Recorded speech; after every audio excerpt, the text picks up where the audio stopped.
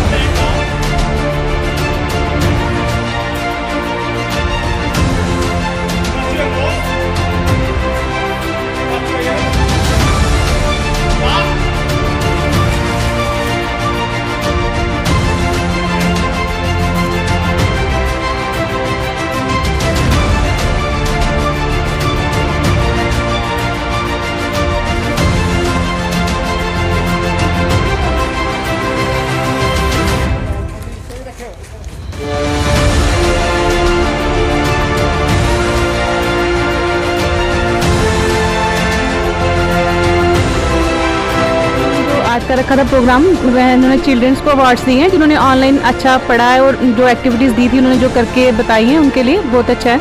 Ma'am फिर से कहा जा रहा है कि फिर से आ रहा है, फिर से लॉकडाउन होने वाला है, तो आप 1 साल से बच्चे जो हैं उनकी पढ़ाइयाँ जो हैं वो घर बैठे कहीं ना कहीं ख़त्म भी हो गई हैं, और आप इस क्या बिलीव करते हैं कि स्कूल लगने चाहिए या ऑफलाइन स्टडी ही बेस्ट है? नहीं मैम, ऑफलाइन ही बेस्ट है। ऑनलाइन भी ठीक है, जैसे पैरेंटाइन के दौरान तो ऑनलाइन ही ठीक है, लेकिन अगर कुछ ऐसे सोशल डिस्टेंस के साथ या टीचर्स करें, अगर ये मतलब बच्चे घर पे पढ़ते नहीं, बच्चे घर पे कम पढ़ते हैं। जी शुक्रिया। कुछ और भी पेरेंट्स हैं, बात करने की कोशिश करेंगे उनसे भी कि उनका क्या कहना है। कोरोना काल कहा जा रहा है फिर से आ रहा है, बच्चों को ऑनलाइन पढ़ाया गया, बच्चे घर पे पढ़ते नहीं हैं, कुछ पेरेंट्स का कहना है, आपकी क्या राय है इसमें कि स्टडी जो है वो ऑनलाइन रहनी चाहिए या ऑफलाइन होनी चाहिए?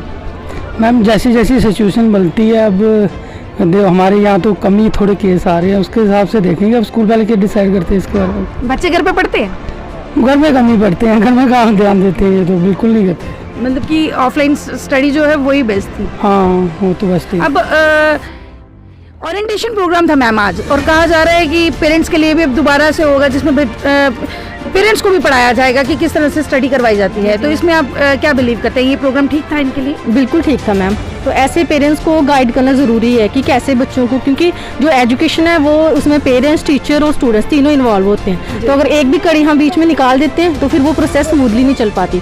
तो पेरेंट्स को पता होना चाहिए, टीचर्स थोड़ा गाइड कर सकते हैं कि आप बच्चों को ऐसे घर पे करिए, या जो भी है उनको किस तरह से आपने क्या सिखाना है, कुछ चीज़ें जो पेरेंट्स ही सिखा सकते हैं, या किस तरह से उनको होमवर्क करवाना है या एक्टिविटी बेस्ड कैसे पढ़ाना है, तो वो ज़रूरी है। इंटरेक्शन काफ़ी ज़रूरी है पेरेंट्स और टीचर।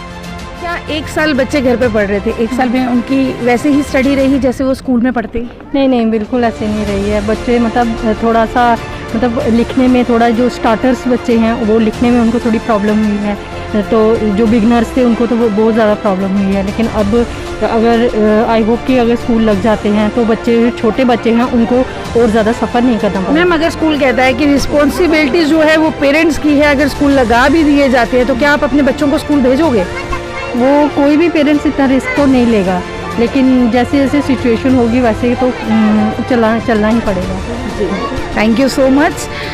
दोस्तों जैसे कि ये पेरेंट्स का कहना था, अब जानेंगे कि यहाँ की जो प्रिंसिपल हैं उनका क्या कहना है आज के फंक्शन के ऊपर। आइए एक छोटी सी मुलाकात में जानते हैं उनसे भी।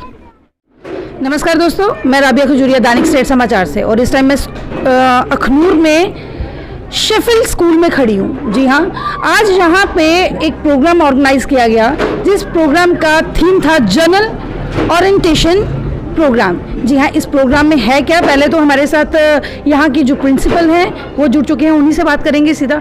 वेलकम मैम, बहुत बहुत स्वागत है। नमस्कार, thank you so much Rabia ji, आप समय निकाल के हमारे पास, और आपका फ़र्ज़ भी बनता है, क्योंकि एक न्यूज़ चैनल का ये फ़र्ज़ बनता है कि सत्य पूरे जहान को बताया जाए। मीडिया का एक बहुत इम्पॉर्टेंट रोल रहता है। तो मैम ये एक जनरल ओरिएंटेशन थी। जनरल ओरिएंटेशन का मतलब होता है कि पेरेंट्स को ये बताना, क्योंकि पेरेंट्स पिछले साल बच्चे स्कूल नहीं गए, पेरेंट्स बहुत परेशान हैं, दे वांट कि बच्चे स्कूल जाएं। बस उनको ये समझाने के लिए हमने प्रॉपर SOPs फॉलो किए हैं, प्रॉपर तरीके से सैनिटाइजेशन रखी है, और सोशल डिस्टेंसिंग रही है, आप इसके गवाह हैं। जी मैम, मैंने अभी एक स्पीच में सुना आपकी कि आपने कहा ये ओरिएंटेशन, जो जनरल ओरिएंटेशन प्रोग्राम है, हाल ही में अब ये पेरेंट्स के लिए भी होने वाला है स्कूल से, तो थोड़ा कैसे एक्सप्लेन करेंगे पेरेंट्स के लिए उसमें क्या क्या एक्टिविटीज़ जो हैं वो क्या रहेंगी? देखिए मैम, बच्चों को तो हर कोई सिखाता है और आपको ये भी पता है कि समय के साथ हर एक चीज़ बदलती जाती है। हमारी जो पहले जो तरीका था पढ़ाने का, जैसे tradition has been change day by day, तो हमारे पेरेंट्स को भी अपडेट करना है कि अब पढ़ाने का नया तरीका क्या है, नई प्रणाली क्या है, नई पद्धति क्या है। उसके लिए ही शेफील्ड स्कूल्स ने पेरेंट्स के लिए ओरिएंटेशन प्रोग्राम डिज़ाइन करे हुए हैं, जिसमें हम पेरेंट्स को सिखाएंगे कि आपका क्या रोल है बच्चों को, क्योंकि आजकल बच्चे डिप्रेशन में जाते हैं। राबिया जी, आपको पता है पहले ज़माने में पेरेंट्स के 4 बच्चे होते थे, कोई उधर जाता था कोई उधर जाता था, इतना परवाह नहीं होती थी। आजकल 1 या 2 बच्चा होता है और all the time parents helicopter की तरह उनके पीछे घूमते रहते हैं और बच्चे स्ट्रेस में आते हैं। उसी के लिए तो आप देख रहे हैं कि कितने सुसाइड अटेम्प्ट भी हो रहे हैं। मैम, आपकी बात से हम लोग सहमत हैं। जैसे कि इन्होंने बताया, ओरिएंटेशन प्रोग्राम जो है पेरेंट्स के लिए भी स्कूल की तरफ से लिया जाएगा।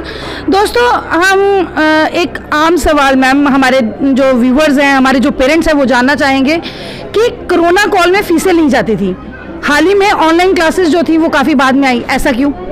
देखिए, यहाँ तक as far as Sheffield concern, हमने पिछले पूरे साल स्कूल चलाया है और हमने किसी को ट्यूशन फ़ी, कोई भी फ़ी चार्ज नहीं की है। इवन राबिया जी, यहाँ पे पेरेंट्स आए हैं जिन बच्चों को हमने फैसिलिटेट किया है, आप उनसे पूछ सकते हैं, उन्होंने कोई ट्यूशन फ़ी कुछ नहीं दिया।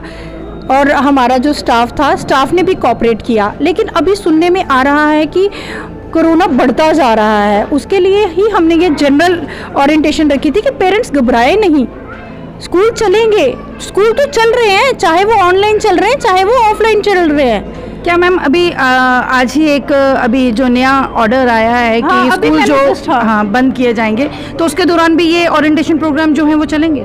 ओरिएंटेशन चलेंगे, लेकिन एक SOPs को फॉलो करके। क्यों मैम, लोग बाहर नहीं जा रहे हैं, सिर्फ स्कूल पे ही क्यों? बच्चों का भी तो हक है स्टडीज़ करने का, बच्चों का भी तो हक है। वैसे पेरेंट्स के साथ बच्चे हर एक चीज़ एंजॉय कर रहे हैं, marriage parties, mall, cinemas, everything. Why only in school? Ma'am, एक ठोस सवाल, हम डुग्गर में रहते हैं, जम्मू में रहते हैं, डोगरा कल्चर हमारा कल्चर है, लेकिन काफ़ी हद तक देखा गया है कि स्कूल्स में डोगरी बोलना मना किया जा रहा है। स्कूल में डोगरी बोलना, कोई अगर बच्चा भी डोगरी बोलता है तो उसको मना कर देते हैं कि नहीं, डोगरी स्कूल के लिए है। इवन कि डोगरी जो है वो 8वें शेड्यूल में भी आ गई है, और कहीं भी हम लेटर्स एंड एप्लीकेशन भी, एडमिनिस्ट्रेशन में अगर कहीं भी दफ्तरों में हम डोगरी में भी एप्लीकेशन दे सकते हैं, फिर स्कूल में ही क्यों डोगरी को मना किया जाता है? मैम, ये इसके बड़े सारे फैक्टर हैं। अगर आप हमारे पेरेंट्स देखें ना, ये खुद ही हेजिटेट करते हैं, डोगरी नहीं बोलो। अगर घर का मतलब हम बाप को बाप नहीं कहेंगे तो आपको लगता है कोई कहेगा? लेकिन मैम, हमारा कुछ और नज़रिया है। जैसे अभी न्यू एजुकेशन पॉलिसी आई है, उसमें भी ये लाया गया है कि जो आपकी रीजनल लैंग्वेज है, जो आपकी अपनी लैंग्वेज है, उसको आपने प्रमोट करना है। और हमारी पूरी कोशिश रहेगी कि एटलीस्ट, ज़्यादा तो नहीं कहूँगी, लेकिन थिएटर का, जैसे थिएटर में प्लेज होते हैं ना, एक प्ले डोगरी में ज़रूर कराऊंगी जी, कि कहीं ना कहीं डोगरी से बच्चे जो हैं वो जुड़े रहे हमारे। मैम, गरीब बच्चों के लिए, हमारे अनाथ बच्चों के लिए, क्या आपके स्कूल में ऐसी कोई पॉलिसी है उनकी एडमिशन्स के लिए, या उनको फीस माफ़ के लिए, या उनको फ्री में बुक्स के लिए कोई ऐसी पॉलिसी आपके स्कूल दे रहे हैं? राबिया जी, देखिए, दुनिया में मुफ्त कुछ नहीं आता।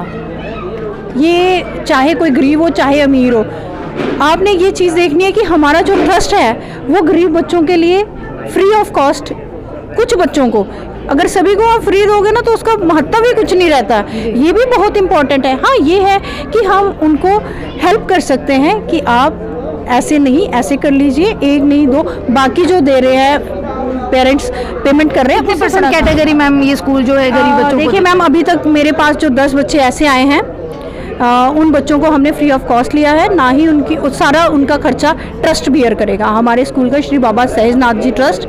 मैम, यहाँ पे भी लोगों को स्कूल का कल्चर ही नहीं पता, ट्रस्ट बेस्ड स्कूल क्या होते हैं और अपने घर के स्कूल क्या होते हैं। यहाँ पे घरों के स्कूल ज़्यादा चल रहे हैं जी, राइट। मैम, एक अहम सवाल जो हमारी जनता से बहुत जुड़ा हुआ है और हमेशा इस पर चर्चा भी होती है कि हर साल जो है बच्चों की बुक्स को बदल दिया जाता है, और वो बुक्स जो हैं अगर बदल दी जाती हैं तो शायद वो किसी दूसरे काम नहीं बच्चे के आती। काम नहीं आती हैं। तो इसमें क्या स्कूल और ये बुक्स बेचने वालों की मिली भगत तो नहीं है? बहुत कोई बहुत कमाई का ज़्यादा, बहुत कमाई का जरिया है। और मैं हमारे जो भी हमारे इस चैनल के माध्यम से देख रहे हैं उनको मैं ये बताना चाहूँगी कि जब हमने शेफील्ड के साथ एग्रीमेंट किया था तो उन्होंने सबसे पहले यही लाइन पे हमारा एग्रीमेंट साइन करवाया था कि school will not sell uniform and books, we are not suppose to sell this.